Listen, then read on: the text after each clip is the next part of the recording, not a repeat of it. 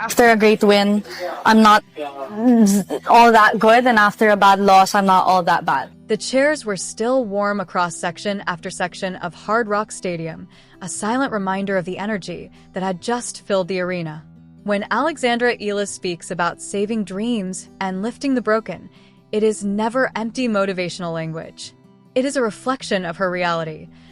A young woman rising from a developing nation with limited resources, turning struggle into something that moves millions of people around the world. But now the story has taken a dramatic turn. A $50 million legal bombshell has just exploded onto the scene, and the entire sports world was caught completely off guard. The moment that started everything, picture the scene. Stadium lights blazing. 24,000 fans packed into the arena. Cameras rolling as millions tune in around the world. And right there in the middle of that electric atmosphere, Eala does something professional athletes almost never allow themselves to do in public. She lets her guard down. Her eyes, usually sharp and focused, turn soft. Her voice, typically composed and steady, begins to tremble as she stands before a global audience and admits something deeply personal. She makes it clear to anyone watching that she is not a machine. Not just a ranking, a highlight reel, or a marketing opportunity. She is a human being. And in that moment, being human feels incredibly hard. The crowd responds exactly as it should. They rise to their feet. They embrace her vulnerability with warmth and genuine respect, cheering not in spite of her emotions, but because of them.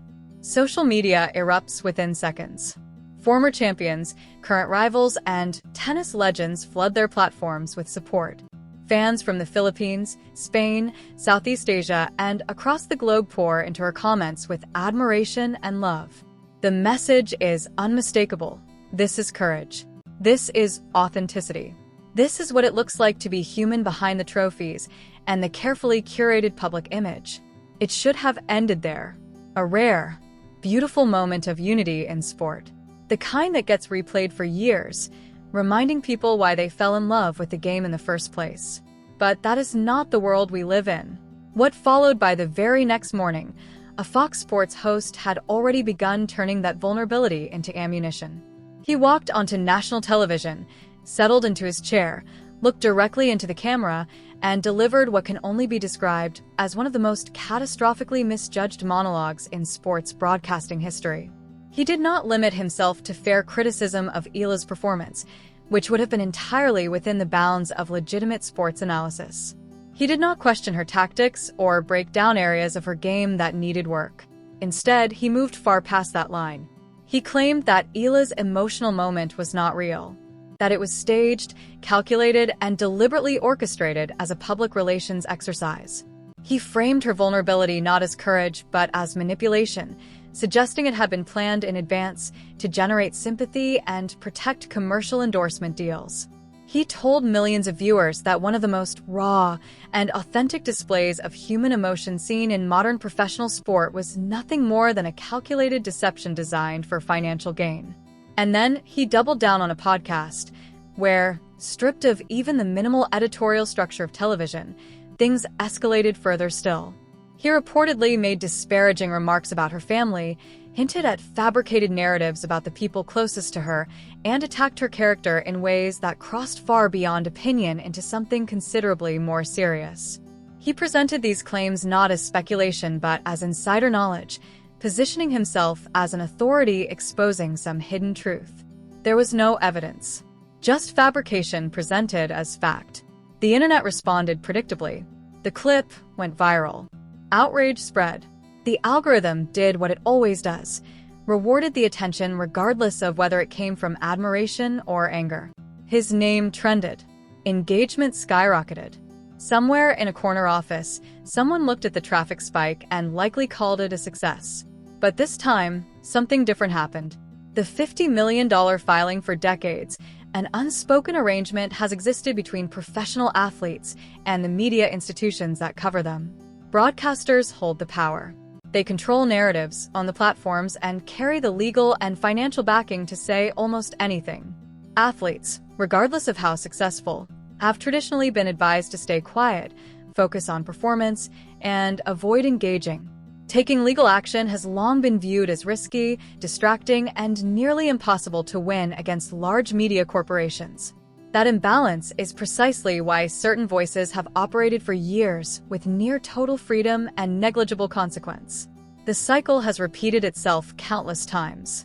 Naomi Osaka faced intense scrutiny after emotional press conferences, criticized rather than supported during vulnerable moments.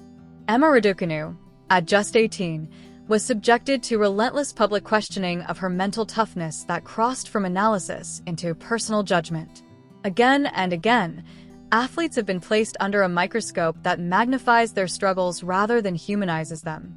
Eala did not follow that script. Instead of staying quiet and allowing the cycle to repeat, she went silent in public and strategic in private. While the spotlight remained on the host, who continued riding the wave of viral attention and performing confidence for his audience, something far more serious was unfolding behind the scenes. Her legal team was building a case, detailed, methodical, backed with evidence. Not a reaction, a strategy. Then came the filing. A $50 million lawsuit that immediately changed the tone of every conversation surrounding the story. That number was not symbolic or casual. It carried the full weight of a clear declaration that boundaries had been crossed, that reputations had been damaged, and that accountability was no longer optional. According to those who have reviewed the filings, the legal argument goes considerably deeper than the host simply being insensitive or rude. The claim is that he presented completely fabricated assertions as verified facts to a massive audience, that by stating rather than suggesting that Eala had staged a fraudulent PR exercise, he crossed from opinion into provably false assertion, causing demonstrable damage to her reputation and earning potential. The podcast appearances may prove even more legally significant. Stripped of television's minimal editorial structure, those statements reportedly became more direct, more personal, and substantially harder to defend. That is where the genuine power of this case lies. And even before any verdict is reached, the landscape has already begun to shift. What this means beyond tennis while the headlines explode and the legal battle builds, Eala is doing what has always defined her. She is back on court, training, competing, staying locked into the grind of being one of the top players in the world. Lawsuits do not pause careers. There are grand slams to chase, rankings to defend, and millions of fans who continue to look to her for something that transcends sport. She took the full force of a media storm, handed it to her legal team, and went back to work. If that does not demonstrate the mental toughness the host was publicly questioning, nothing does. To fully appreciate the weight of this moment, you have to look beyond tennis. Eala represents genuine possibility for an entire region that has long been underrepresented at the top of global sport. For millions across the Philippines and Southeast Asia, her success is deeply personal. When she wins, they celebrate with her. When she is targeted, they feel it too. The response to this lawsuit has reflected that connection, an overwhelming wave of support and unity from communities who understand this as something considerably larger than one athlete's fight. This is about every athlete who has ever been told to stay silent. Every young woman made to feel that vulnerability is weakness. Every competitor from a non-traditional tennis nation who has been made, subtly or openly, to feel like they do not belong. Eala has challenged that narrative directly. She has made it known that she belongs, and that there is a real and meaningful cost to anyone who suggests otherwise. What comes next, the sports world is watching closely. Will Fox Sports choose to defend this in open court, where internal editorial practices and private communications could face scrutiny they have never faced before?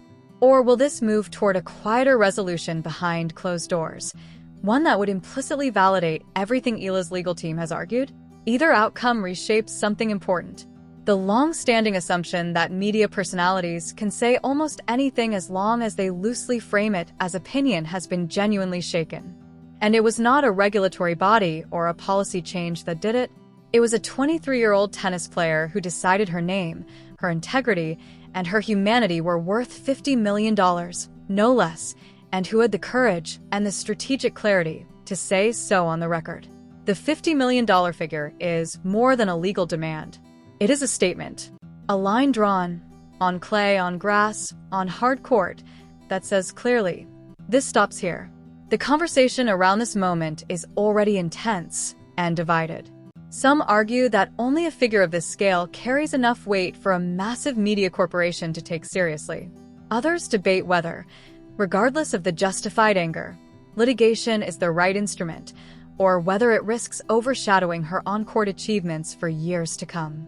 And there are those focused on the broader principle, whether this represents a genuine turning point in sports culture, a moment when athletes, especially young women from underrepresented regions, begin to reclaim meaningful control over their own narratives. Every one of those conversations is worth having seriously. What is already clear is that the landscape has shifted. Eala entered this situation as a tennis player who had shown extraordinary courage in a vulnerable moment. She is emerging as something considerably larger, a figure who looked at a system that has operated without accountability for decades and decided, with complete clarity, to hold it responsible.